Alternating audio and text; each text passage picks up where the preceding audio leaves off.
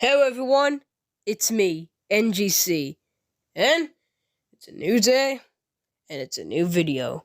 The grass is green, the birds are chirping, and it's another FNAF review video. This time we're going to be reviewing Five Nights at Freddy's 2.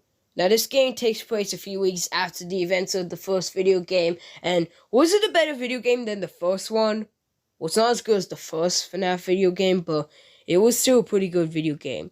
Now, I don't really have that much to explain as I did last time, since I kind of explained it all last time, but this game is slightly different than the first one, but not by much. Now, all of that out of the way, time to review Five Nights at Freddy's 2. So there's a lot of talk about this video game, but let's start off with the animatronics.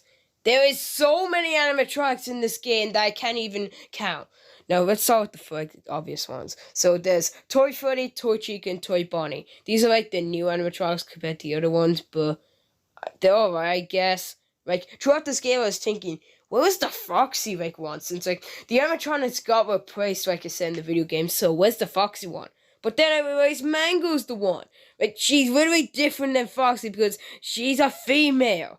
But still, she's alright, but she's kind of annoying. But speaking of the, story, there was a few cutscenes in this game compared to the first one, and these are alright, but the music is really terrifying. Anyway, I'm gonna explain more about the story, and then we'll get back to the animatronics. So basically, after a few weeks of, the first FNAF, pizzeria, it mysteriously got burned down, I think, and then, the animatronics rotted. But they're still in this game, they're in the back room, but they still try and attack you. Let's talk about these weird animatronics, though.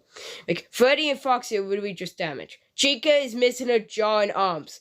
And Bonnie, oh my god, he's literally missing a face and an arm. Damn, and they still try and attack you. I was glad to have Foxy back. Even though he wasn't as good as last time, but still, he was good. Anyway, now Balloon Boy. He's the worst of all of them. You don't know how many times he annoyed me in this game. All he does is, try and steal your batteries, and when he does, you don't have access to the flashlight. Also, there's the puppets, where if you don't want the music box, then the puppet will try and kill you. Yes, that is a real thing I said. Also for Golden Freddy. Golden Freddy's in this game as well. Fun fact, this is actually where he got his name, because in the first game he didn't actually have a name, but in the first game people started calling him Golden Freddy, so the creator decided to call him that for the second FNAF video game. So hey, neat. And literally those are the animatronics. And yes, the first FNAF video game had 5 animatronics, and that was okay. That's all we need.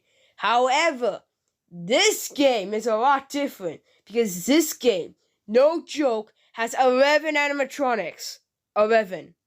This is actually, I'm gonna admit, FNAF 2 is 10 times harder than the first game. There's so many animatronics. But still, yeah. All of them are just alright. I don't find anything bad or good about them. They're just alright.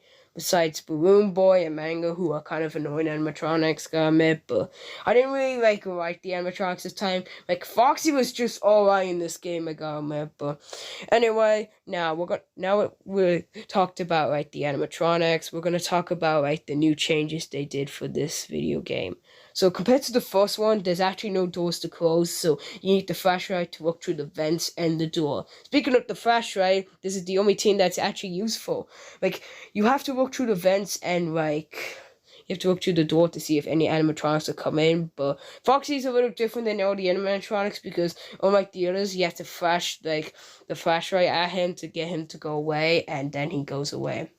Also, there's no battery for, the cameras, which is good. But there's a battery for the flashlight this time. And when it's out, you don't know if the animatronics are going to come in or not. Speaking of animatronics, if they try and attack you, you put on a Freddy mask.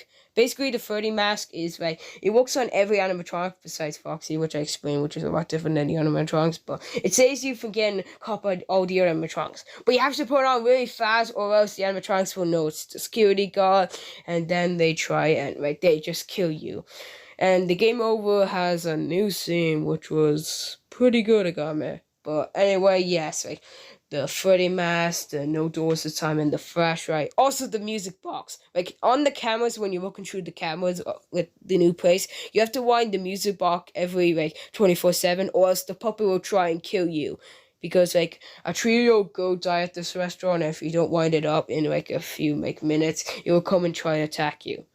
Yes, that is literally what I have to say. But anyway, the objects are fine in this game. But like the new place, like I'm gonna be honest, the new place is kind of better than the first like video game place because like it just looks better, but still. Also, like, we're playing, like, in this game as a new character. Like, in the first video game character, I think the guy was named Michael, but this time, our character's name is Jeremy. And we literally get paid, like, more than, like, the last time, which was kind of, yeah. Also, update from the first FNAF game, I actually bet FNAF, like, I've actually bet Night 6 on the first go, so that's good, but... Anyway, yes, that's FNAF 2. While it's not as good as the first video game, I didn't find it bad. It was still a pretty good game. So FNAF 2 is going to get an 8 out of 10.